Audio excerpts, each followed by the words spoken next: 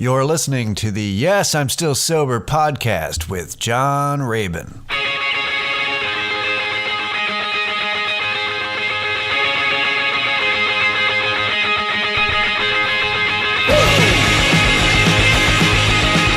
Hello, everybody. Once again, it's the Yes, I'm Still Sober, God damn it, podcast with John Rabin. Episode 30, everyone. I've made 30 of these bad boys. And I know I've said this before, but I'm going to repeat it. I tend to repeat things. That's right, I just repeated that I repeat things. I've gone full meta. But no, it's true. I will probably bring up things today that I've brought up before, hopefully in a slightly different context. Maybe you yourself have forgotten that I've said it before, and when I say it, you'll go, I think you said that already a couple weeks ago, and that's okay. I hope you're having a good week. I'm doing all right. Same old. Enjoying our vaguely gloomy weather, but at least it's not 20 here in Austin, Texas. So, yeah, things are going all right. I wanted to bring this up because I read this earlier in the week. I had to re-look it up before I started this thing, and I found other articles. It's crazy because I had read, and I should have looked up where exactly Chico, California is. I'm guessing it's vaguely south. Chico sounds more Southern California. Northern California sounds like forest land hills and shit like that. So that's what I'm guessing. But I was looking up in Chico, California. They had 12 people in one place overdose. That's crazy. 13, actually. It was 13 people. One died, but the others were resuscitated. A couple are in serious condition still, but 12 got rushed to the hospital, and half of them are like going to be fine, and the other half are like, and one died. And they all overdosed on fentanyl. That's fucking crazy. Because normally you'd have some people that can handle their shit, because they've got an addiction problem and they've gotten used to it.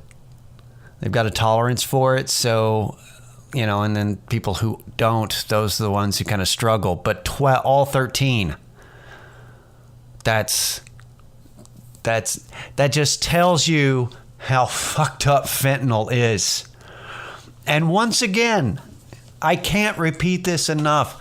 It's more potent than heroin and morphine. Like a lot more potent. But that doesn't mean the high is stronger. You know what I mean? I mean, a lot of people are like, well, if it's stronger, I'm going to have to get the strong shit. No, asshole, that's not what it means. It means it's more potent. It means it's more likely to kill you. But it doesn't mean it's a better high. So, if you're, I don't know, it's almost like it's, it's that dangerous, it must be that good. And it's not. But what's even crazier is, so let's say you know that, and you're like, well, that's fine. I like to mess around with drugs, but I don't have a desire to die immediately, so I think I will stay away from fentanyl. There were 3 guys in California, once again, who all 3 OD'd. One of them died, but the other 2 were revived. But the thing is that the 3 of them went out and they bought cocaine. What they thought was cocaine from the dealer who said it was cocaine. And it wasn't cocaine, it was fentanyl. And it wiped them out. And the authorities were able to save 2 of them. But the other one died. So that's kind of scary. So it's like your two options. Well, okay, so there's three options there. Now, option number one, don't do drugs or don't do those drugs. That's a pretty obvious option. But let's say you like drugs. You're like, I got to do coke. Well, all right. I guess I see that. I mean, I can't not see that. I am who I was, I was who I was. It's not like I don't want to be hypocritical and go, I can't see why anybody would need to do drugs all the time. All right there, Johnny. Aren't you an alcoholic and an ex-junkie? Yes. Okay, so yeah, I can't go. I just don't get it. These kids today, I'm not that far gone. So the other option, I wish that it was that available, but I mean, they do make like testing strips that you can test what you're using before you use, but I don't think it's definitely not readily available everywhere. I think I touched on that a few weeks ago. It's available like in one place, according to the news. So if you live in that one area in America, but the other option is another option, but it costs money. And what sucks about that is if you're into drugs, you tend to want to spend that money on drugs and not on safety. But the other option is to have Noxalone. Is it Noxalone? Let me see. All right, it's naloxone. Yeah, John knows how to Google naloxone. Naloxone.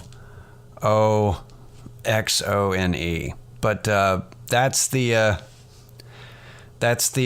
narcotic that treats. The two brands are Narcan and Evzio, Evzio. But those are I think it's like $150 though. That's the thing. But there's like a Narcan nasal spray as well. But it's a medication designed to rapidly reverse opioid overdose. So it's almost like if you're going to be that active, and you may want to invest in having that, because I mean that's what saved 12 of 13 people and 2 of 3 people in those two stories I just talked about. It was naloxone. So it's nice to law enforcement in a lot of places are starting to carry them. So it's that bad. So you may want to consider, if you're still active,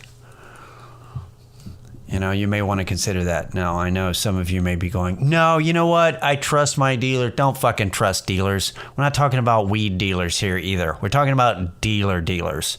People who care about money more than they care about life. People who can look a junkie in the eye and go, so you need 2? So, that's not somebody who can go, wow, it's not a pharmacist. This is not a doctor. Just because your dealer wears a lab coat doesn't mean that you can trust him. Anyway, so I am reading a book about lying, and it's gotten me thinking, because this is something that that I think about a lot. Not lying, just people who lie. The fact that we all lie, whether we know it or not. One thing that I've tried to write a bit about, one thing that I've touched on before, is that it's weird to me how, like, that's how you have good friends, is people that know you're lying but they let you. Like when you tell stories, because everybody's done this, where they tell you about something that happened to them during their day. I was at the coffee shop, and the person behind the counter was kind of rude, and they said this, but then I said this, and everybody was like, what? And then your friends who kind of suspect you're lying, but they go, no way, did you say that really? And you're like, yeah, I totally said that. And you totally didn't say that. There's no way you did. Have you ever noticed that that things are really funny and people are really clever when they're recounting the story to you? It's never, but whenever you're out with that motherfucker, like all the time, he doesn't say shit when you're out with him. It's always when he's by himself. And he's all like, yeah. And then I was all like, blah, blah, blah, blah. And you're like, oh, shit, that was awesome. Yeah, it's awesome because he spent 2 days thinking about a comeback. And it hit him in the shower 2 days later. And he's like, you know what? That's what I'm going to tell people I said. And they rewrite the narrative to make sure, they rewrite the dialogue from what the other person said just to set them up perfectly. And you're like, fuck yeah, that's how it came out. Totally nailed that.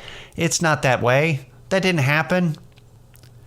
It's not that funny out there. I've been out there. You people are not funny at all.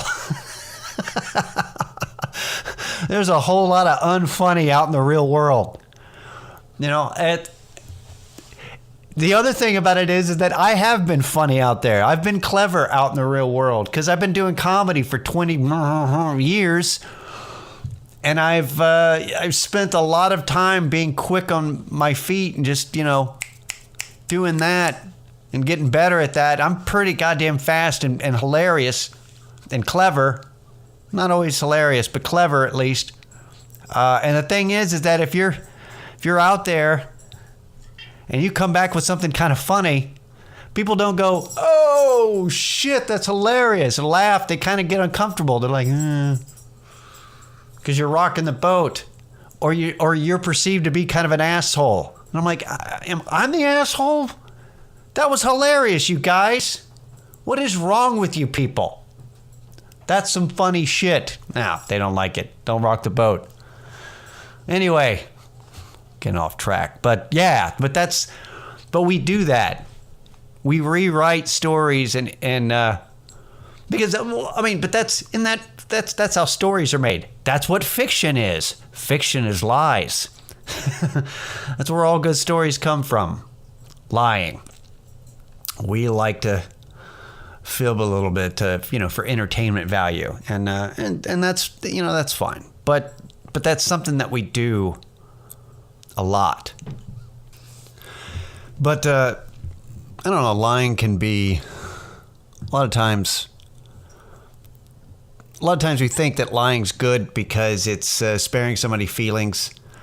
But a lot of times it's like you could just say nothing. Like instead of lying to somebody to not hurt their feelings and maybe just not bring anything up at all.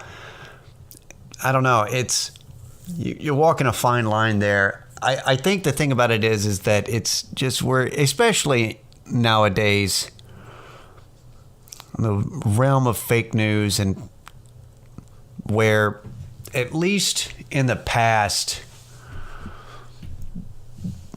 we had an illusion that politicians, probably lied, but they at least tried to tell the truth. There was at least that illusion there instead of just now it's way more blatant.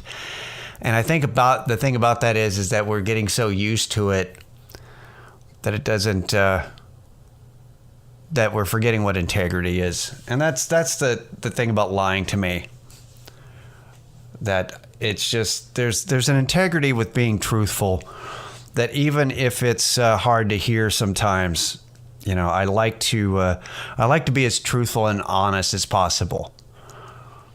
That's like the thing that I've tried to keep over the past 6.5 years of being sober. Because when you hang out with drug addicts, when you're, either when you're using or in treatment, sober houses, meetings, like when you first get into that thing, everybody is just lying to themselves, to other people about their situation. They're pathological. And you get used to being around pathological people, and it's, man, is it shitty. It's nice. It's like, and when you really work on yourself, and that's the whole thing about rehab and I know I've mentioned this before. I mentioned things before, but it's like they overcorrect it, and they work on you getting out of your denial and lying to yourself to where you start sharing and becoming really truthful, like overtly honest. And instead of willing you back a little bit, they just kick you out in the world.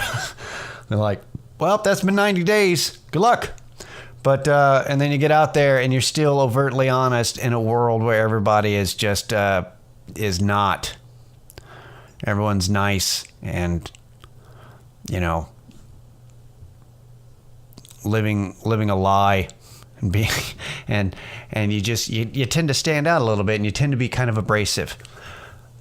I know that I went through a phase, and I've seen people do it too, where suddenly they think being overtly honest is like a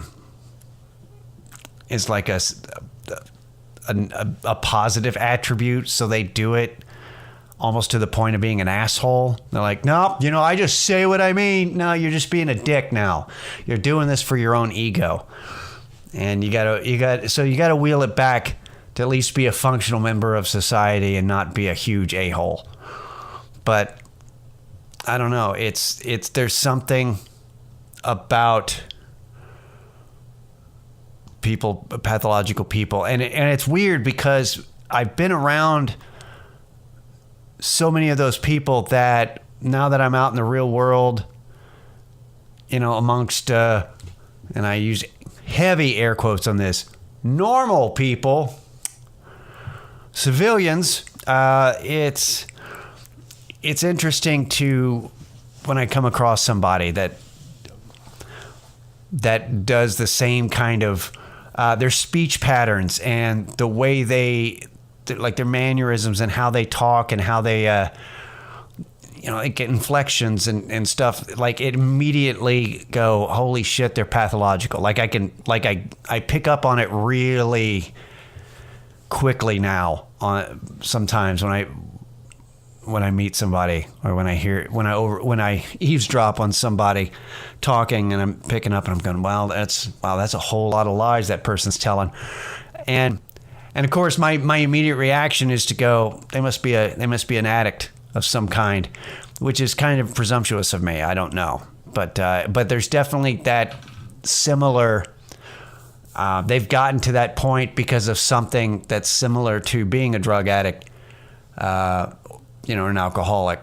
That's something that they're in denial about something, so they start building up a web of lies to themselves and to everybody around them to appear to be something that they're not, because things are falling apart. Now, that may not have anything to do with drugs specifically, but it's in that same realm. So, which is really kind of it's weird because I'm so annoyed by that, because I've been around it for so much that it's one of the many things that I really like about my girlfriend is that she's admittedly a bad liar. She's admitted it, which she's like, I probably shouldn't say this, but I'm terrible at lying. And the thing is that I've seen her do it.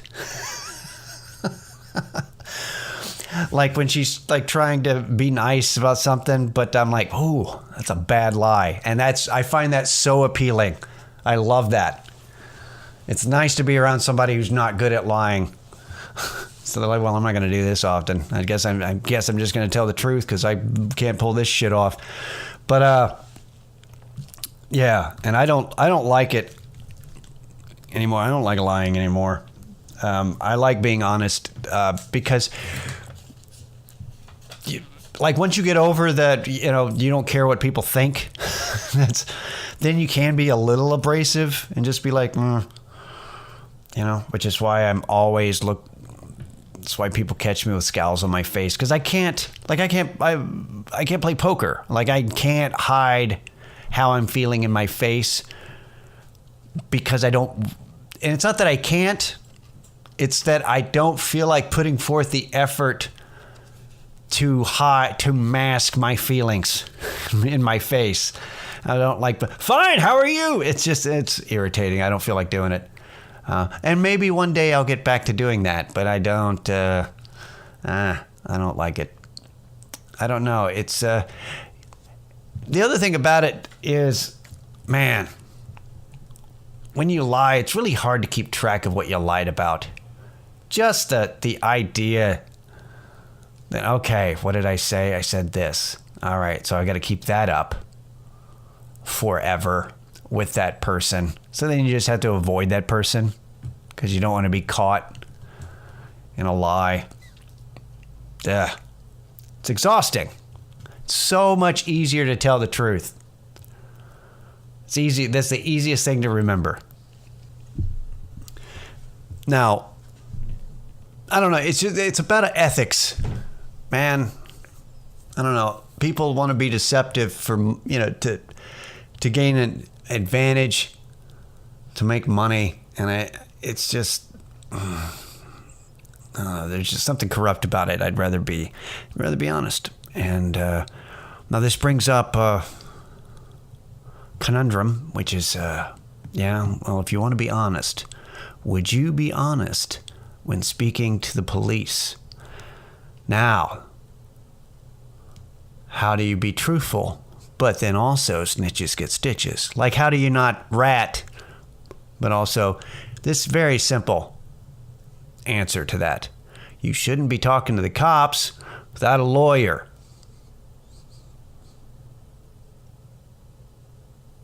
Yeah, you heard me. Don't talk to the police without a lawyer. Just don't. I don't know. Not all my advice is necessarily good, but I do believe that. If you're questioned by the police, get a lawyer. No, it's just the idea, and people are different, but this is because I don't give a shit about money. That's really what it comes down to. And when I say that, it's like, it's the same thing as that I don't give a shit about cars. That doesn't mean I'm like, fuck cars, even though I don't have a car. But also, when I did have a car, it was like, it's whatever. It's just a mode of transportation. It's just a thing to use. Same thing with money. And honestly, for me, ethics and integrity mean more to me than money. So maybe you're different. Maybe money is more important than to you than integrity. But you're probably not listening to this podcast. You're probably out making money as opposed to listening to a podcast of a comedian who's a convicted felon but sober and used to be a junkie. Probably not. But that's the thing, is that everybody should quit lying. It's bad. It's one of the 10 Commandments. Incidentally, it's not related. It's not where this started. But, yeah. So that's what I wanted to talk about today. Was just I've just been thinking about it. Just all the lies and the lying liars that lie them. It's just heavy on the brain. It's just everything, you just read online, and just everybody, it doesn't seem like if you can't trust anybody anymore. And it would be nice. It'd be much nicer to know that somebody's being honest with you, even if that makes them kind of a dick. I'd rather them be an honest dick than somebody pathological. Pathological people are just the worst. It's just, you can't, it's like everything is bullshit. And it's like, I don't want to be around that person. I'd rather be around somebody who's abrasive, but at least you know where they're coming from. I just wish we had more of that. I wish we could get back to that. I wish a lot of things. It doesn't necessarily mean that's going to happen. Well, I think that's going to do it for us this week, you guys. My name's John Rabin. This is the Yes, I'm Still Sober podcast. I hope everybody has a good rest of their week. If you're sober, hang in there. One day at a time, and all that cliche bullshit that also happens to be true. If you're not sober, But you like me and my stuff anyway, and you're listening. Thank you. And I hope you have a good week. Stay balanced, I suppose. All right, you guys. We'll see you next week.